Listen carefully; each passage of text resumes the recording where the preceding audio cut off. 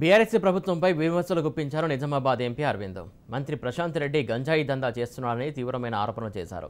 గడిచిన 10 సంవత్సరాల్లో ఒక్క ఫ్యాక్టరీ కూడా తేలేదని, ప్రభుత్వం ఇప్పుడు తెస్తాదా అని ప్రశ్నించారు. మెట్ల చిట్టాపూర్ గ్రామంలో ఉన్నటువంటి 300 ఎకరాలను తాను డీనోటిఫై చేస్తానన్నారు. కేజీ టు పీజీ విద్య పేరుతో బీఆర్ఎస్ భూదందా చేస్తుందని ఆరోపించారు. 3 నెలలకు ప్రణాళిక మారుస్తూ ఉంటారు. ఉంటే 100% లిటరసీ రేట్ ఉండాలి. లిటరసీ రేట్లో మనకున్న భారతదేశంలో రాష్ట్రాలు యూనియన్ టెరిటరీస్ అన్ని కలుపుకుంటే మన స్థానము 31వ స్థానం ఉన్నది. మన ఇంకా 45 రాష్ట్రాలు ఉన్నాయి. అంతే, అన్ని మనకంటే ఎక్కడనే ఉంది లిటరసీ రేటు.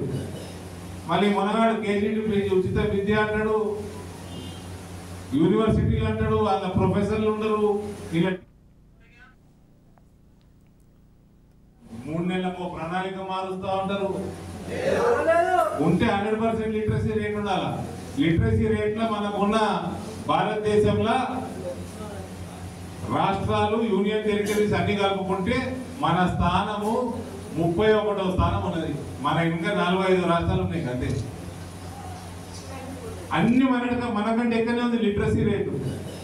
మళ్ళీ మనగాడు కేజీ టు పీజీ ఉచిత విద్య అంటాడు, యూనివర్సిటీలు అంటాడు, వాళ్ళ ప్రొఫెసర్లు ఉండరు.